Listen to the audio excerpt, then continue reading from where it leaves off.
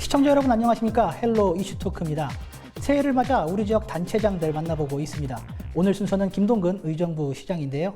2024년 의정부시 청사진 한번 짚어보도록 하겠습니다. 시장님 안녕하십니까? 네, 안녕하세요. 네, 시장님. 그 새해 첫날 시민들과 함께 해맞이 걷기 행사도 하신 것으로 알고 있습니다. 후원일동 이제 일대에서는 홀몸 노인분들도 만나보시고 새해 첫 현장 시장실로는 평생 학습원을 선택하신 것으로 알고 있어요. 첫걸음들이 올해 각오를 나타내시는 것 같은데 어떻습니까?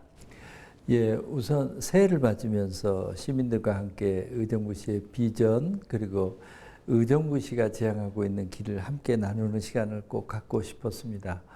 그리고 또 올해도 계속 현장에서 현장 속에서 답을 찾고 많은 시민들과 만나면서 의정부시의 방향을 설정하는 일들을 계속 지속하게 가겠다라고 하는 제 의지의 표현으로 새해 첫 번째 일정들을 잡았습니다. 네, 알겠습니다.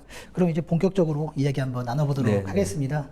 요즘 가장 큰 이슈이죠. 그 이제 지난해 이제 의정부 재정 위기로 좀 많이 좀 시끄러웠습니다. 많은 시민들이 걱정을 했는데 올해는 좀 걱정 덜 수 있을까요? 어떠실까요?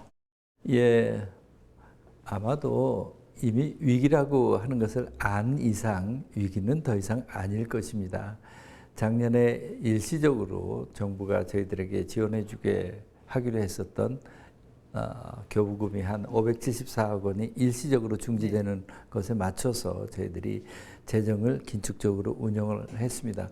이런 것을 계기로 해서 의정부시의 예산을 근본적으로 건전재정의 틀을 만들게 하겠다라고 하는 방향을 정하고 선제적인 대응을 했습니다. 작년 10월 달 되어서 우리 경기도에서 최초로 건전재정 추진단을 만들어서 재정을 전반적으로 보면서 향후 재정의 바람직한 방향들을 모색을 했습니다. 우선 그동안 방만 재정으로 이끌어온 부분들이 굉장히 많이 있습니다. 코로나 극복이라고 하는 여러 가지 상향들이 있기도 했었지만 그렇지만 그런 것들이 일상적으로 지속되기는 어렵다고 보고 우선 우리 행정조직부터 구조조정을 통해서 방만한 부분이 무엇이 있는가라고 하는 것들을 좀 줄여봤고요. 그리고 또 대규모 투자 사업들이 있는 것들에 대한 조정을 통해서 재정 흐름에 큰 문제가 되지 않도록 이렇게 했습니다. 그리고 또 안정적인 세입 발굴의 문제에 대해서도 저희들이 노력을 했습니다. 안정적인 세입 발굴을 하기 위해서는 무엇보다 가장 중요한 것은 좋은 일자리를 많이 만들고 기업을 유치해야 하고자 하는 것인데요. 그런 계획들을 하나하나 저희들의 가시권 속의 계획 속에서 넣는 일을 했습니다. 긴축을 재정을 짜면서도 그렇지만 꼭 해야 될 일들이 있습니다. 그것은 도시의 기능을 정상적으로 유지하는 문제, 그리고 또 성장 잠재력을 유지시켜가는 문제, 이런 부분들은 무엇보다 중요합니다. 그리고 무엇보다 사회적인 약자에 대한 배려, 이것은 꼭 저희들이 우선적으로 고려를 해야 될 사항입니다. 이런 부분들에 대한 예산들은 차질 없이 반영시키기 위해서 노력을 했습니다. 네, 알겠습니다. 그 가장 큰 문제라고 할까요? 문제라기보다 이제 핵심 이슈죠. 경제가 아닐 수 없거든요. 어떻게 먹고 살 것인가? 이 해답은 어떻게 찾을 수 있을까요? 의정부는 정말 좋은 일자리가 갈급하고 있는 곳입니다. 의정부 시민 중에 53%에 해당되는 분이 의정부 바깥에서 일자리를 갖고 있습니다. 아침마다 보면 많은 의정부 시민들이 지하철, 전철을 타면서 꽉꽉 채워져서 서울로 일자리를 찾아갑니다. 광역버스를 타면서 꽉꽉 차서 일자리를 갑니다. 그리고 무엇보다 의정부 내의 경제 활력의 문제에 있어서도 안정적인 일자리라고 하는 것들이 가장 중요한 부분입니다. 좋은 일자리는 기업이 만드는 것입니다. 우리 의정부에 좋은 기업을 유치하기 위해서 제가 취임하자마자 기업 유치 팀을 새롭게 만들어서 적극적으로 대응을 했습니다. 감사하게도 지난해에 큰 1호, 2호 기업을 유치할 수 있었습니다. 데이터 클라우드 센터, LH 경기 북부 본부를 이렇게 유치하는 것을 통해서 양질의 일자리의 하나의 생태계가 만들어진 것에 대해서 저희들이 기대가 크고요. 올해는 제3, 제4의 기업들이 유치가 현재 가시권 안에 들어 있습니다. 이런 부분들을 속도감 있게 진행해 가고자 합니다.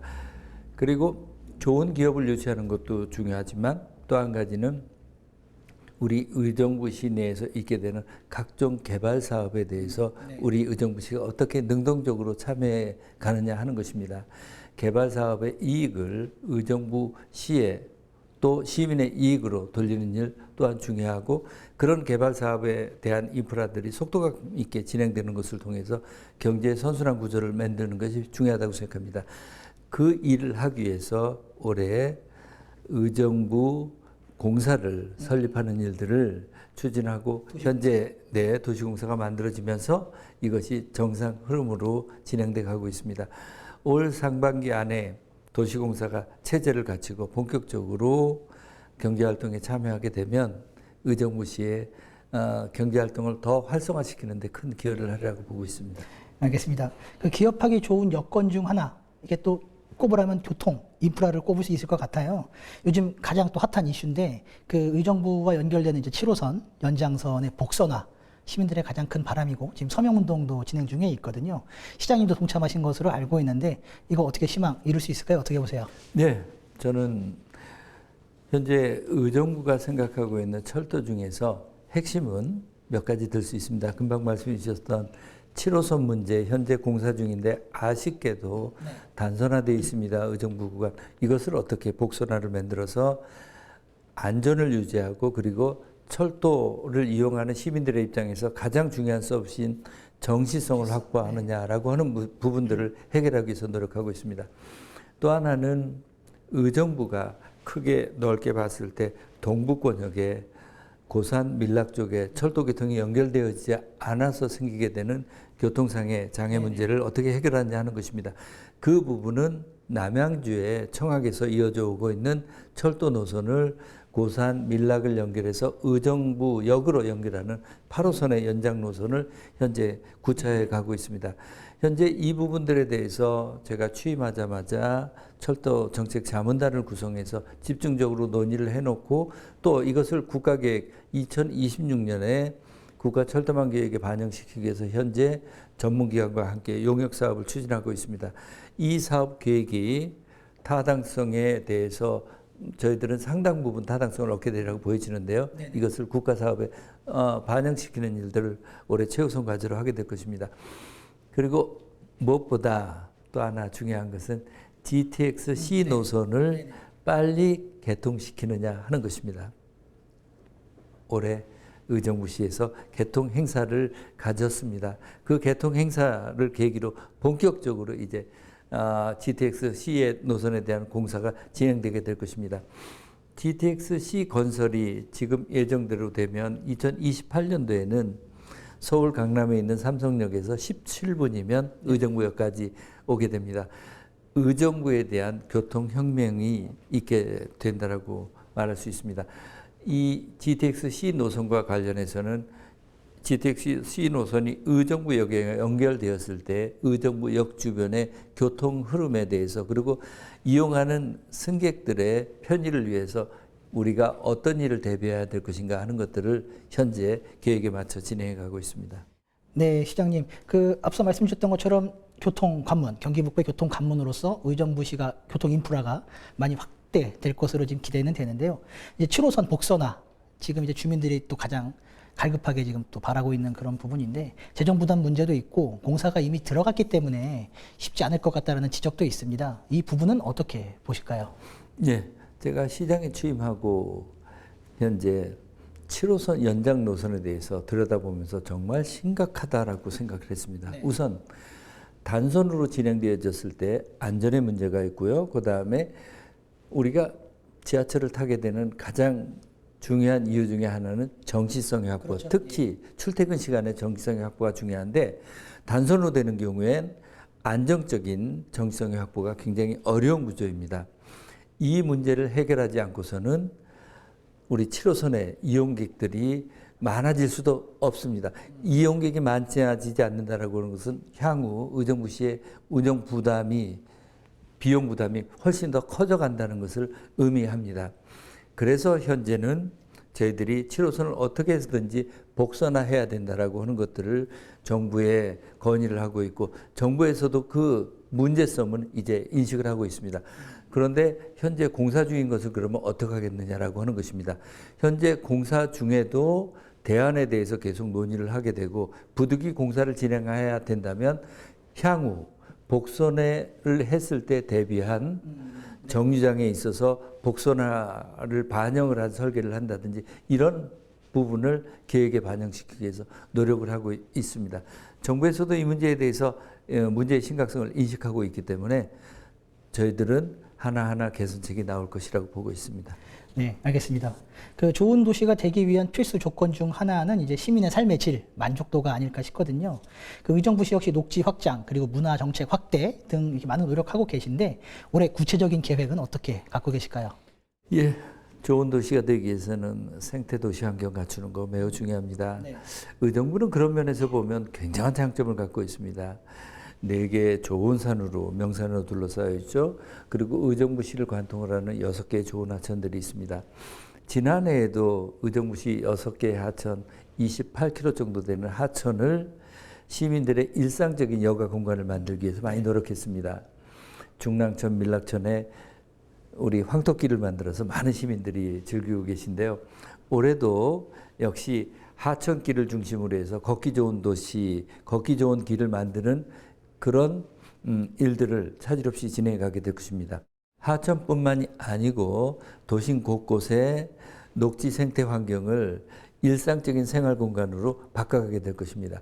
시민들께서 이렇게 걸어가시다 보면 느끼게 되실 것입니다. 도로가 있고 인도가 있고 옆에 차 폐수가 있고 그리고 아파트 단지가 있습니다. 현재는 차 폐수가 그냥 눈으로만 조망하는 공간인데요. 그 차 폐수 안에 인도길을 설치하게 된다면 도로변을 매연을 맞으면서 그리고 소음을 들으면서 걷는 것보다 차 폐수의 인도길을 걷는 것이 훨씬 더 우리 걷기 좋은 도시가 될 것입니다. 그런 걷기 좋은 길을 계속 만들어가서 제 일상적인 생활 공간 속에서 여가 공간, 휴식 공간 그리고 운동을 할 수 있는 그런 공간을 만들어갈 것입니다. 네, 알겠습니다. 그럼 이번에는 지역 핵심 사업 중 하나죠. 캠프 레드클라우드 개발 사업 한번 짚어볼게요.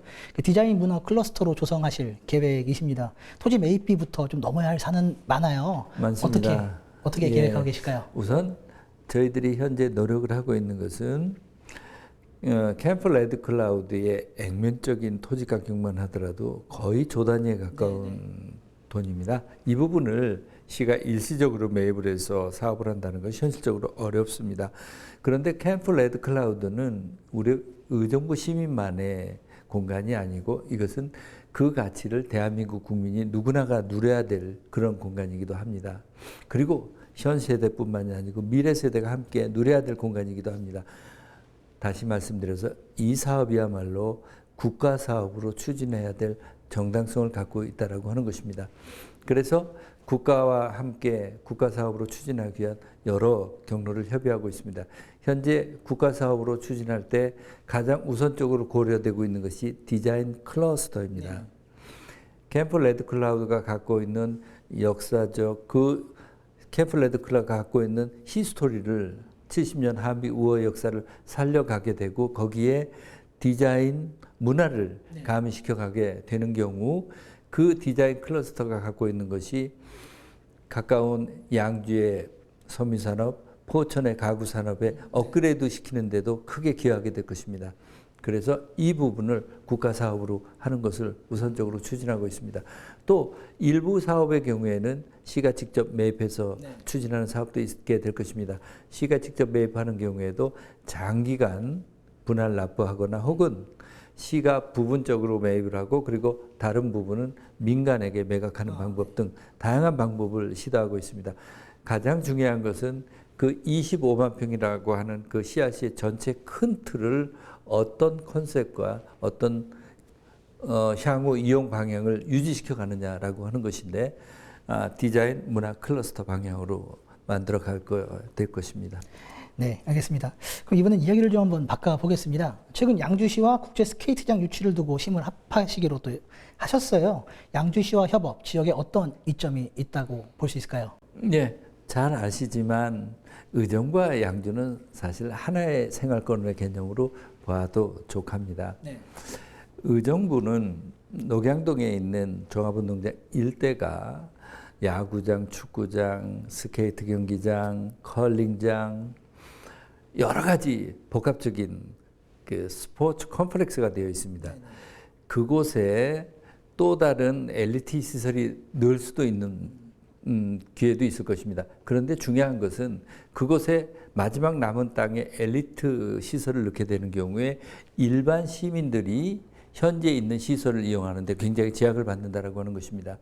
그래서 녹양동의 종합운동장에 갖고 있는 여러 스포츠 컴플렉스를 시민 레포츠 타운으로 시민들이 일상적으로 사용하는 공간으로 유지를 하는 방법으로 의정부에 있는 땅으로는 쓰기로 하고, 그리고 바로 의정부가 붙어 있는 곳에 양주에 자동차로 5분 거리쯤 가게 되면 나리공원이 있습니다. 네네. 그 나리공원 일대를 국제 규격을 갖춘 스케이트 경기장으로 양주에서 개발을 하게 되는 경우 의정부와 양주가 윈윈하게 될 것이라고 생각되어집니다.